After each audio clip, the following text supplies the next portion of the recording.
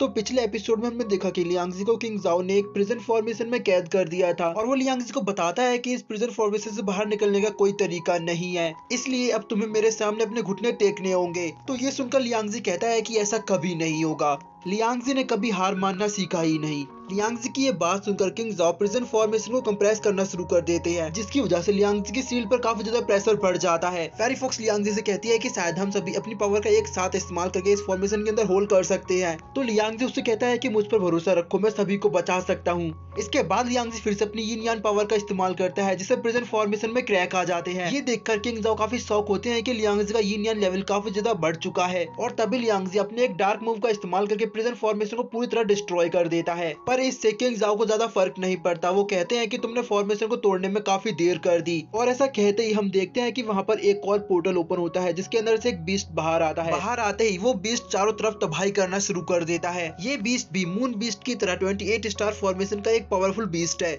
जिसे देखकर लियांगजी किंग जाओ से कहता है कि तुमने इसे आजाद करके बिल्कुल भी अच्छा नहीं किया। तुम्हें सच में लगता है कि तुम इसको कंट्रोल कर सकते हो? तो किंग जाओ कहता है कि मुझे इससे कोई फर्क नहीं पड़ता कि ये मेरी बात सुनता है या नहीं। वैसे भी हर किसी को एक दिन खत्म होना ही है और जब तक मेरे पास ये रेड फर्नेस है मुझे कोई भी कुछ नहीं कर सकता। इसके बाद हम देखते हैं कि वो बीस्ट अपने रिंग फॉर्मेशन का इस्तेमाल करता है, जिससे वो पूरी सिटी को कवर कर लेता है। इसके बाद हमारा सीन शिफ्ट होता है और हम देखते हैं कि कुछ सिटीजन उसकी रिंग को आसमान में देखते हैं। पहले तो उन्हें लगता है कि ये चैंपियनशिप का कोई पार्ट है, लेकिन थोड़ी देर में उन्हें खतरे का अंदाजा हो जाता है और वो लोग वहाँ से भागना शुरू हो जाते हैं। लेकिन वो रिंग शहर के सभी लोगों को अपने अंदर खींचना शुरू कर देती है। ये देखकर लियांगजी उन सभी लोगों की मदद करने की कोशिश करता है, पर इसका कोई फायदा नहीं होता, क्योंकि वो रिंग उन सभी लोगों के साथ लियांगजी को भी अंदर खींचना शुरू कर देती है। ये देखकर किंग जाओ बोलता है कि बेवकूफ, क्या सच में तुम इन लोगों के लिए खुद को सेक्रीफाइस करने के लिए तैयार हो? तो लियांगजी कहता है कि मैंने एम्परर जीवी से वादा किया है कि मैं सभी को प्रोटेक्ट करूंगा, चाहे इसके लिए मुझे खुद को सेक्रीफाइस ही क्यों ना करना पड़े। किंग जाओ लियांगजी से कहते हैं कि अगर तुम सच में इन सभी की जान बचाना चाहते हो तो एम्परर जीवी का डिवाइन ऑरा मेरे हवाले कर दो, नहीं तो मैं इन सभी को रिंग में फेंक दूंगा। किंग जाओ की बात सुनकर लियांगजी एम्परर जीवी के डिवाइन ऑरा के साथ पर्पल ड्रैगन को भी उस रिंग के अंदर डाल देता है, जिसके बदले में किंग जाओ उन सभी लोगों की जान छोड़ देता है। पर तभी वो बीस्ट लियांगजी पर अटैक कर देता है। किंग जाओ लियांगजी से कहता है कि मैं तुम्हें नहीं छोड़ सकता, क्योंकि अगर तुम जिंदा रहते हो तो तुम दोबारा मेरे खिलाफ कोई साजिश करोगे। तो लियांगजी कहता है कि तुमने बिल्कुल सही सोचा, मैं तुम्हें नहीं छोड़ूंगा।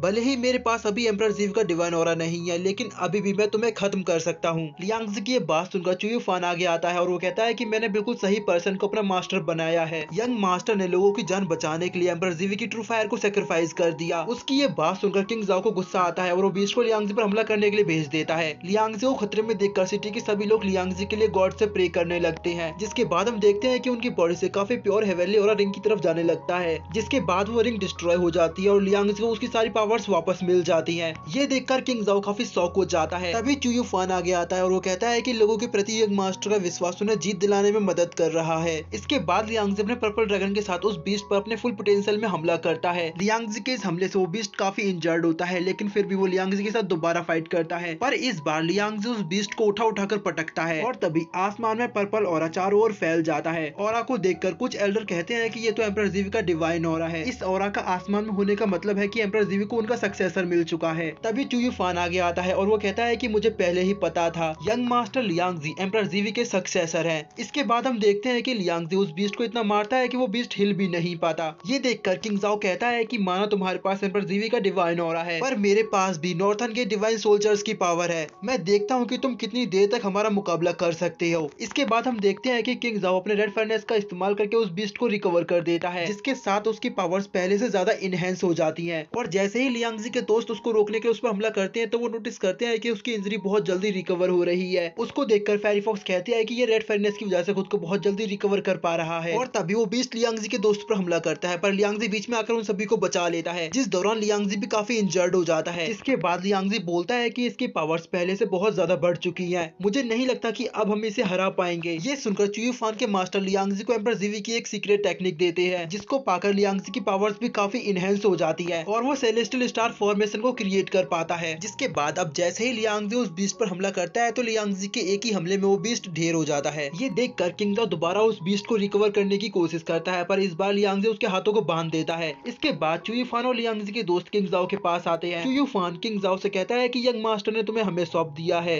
अब तुम्हारे साथ क्या करना है ये हम डिसाइड करेंगे। उसकी ये बात सुनकर किंग जाओ खड़ा होता है और वो कहता है कि मैं अभी तक मरा नहीं हूँ। इसके बाद वो लियांगजी के दोस्तों के साथ मुकाबला करने लगता है। वहीं दूसरी तरफ वो बीस्ट भी खुद को रिकवर करके दोबारा खड़ा हो जाता है और वो सभी पर दोबारा हमला करने लगता है। लियांगजी कहता है कि जब तक वो रेड फर्नेस इसके पास है हम इसे नहीं खत्म कर पाएंगे, इसलिए हमें सबसे पहले उस रेड फर्नेस को इसकी बॉडी से बाहर निकालना होगा। मुझे पता है कि इसमें रिस्क है, पर इसके लिए मुझे ही उसके पेट में जाना पड़ेगा। इसके बाद हम देखते हैं कि लियांगजी उस बीस्ट के साथ मुकाबला करते हुए मौका पाकर उसके मुंह के अंदर घुस जाता है, जिसके बाद वो बीस्ट वापस जमीन पर आकर खड़ा हो जाता है जैसे कुछ हुआ ही नहीं।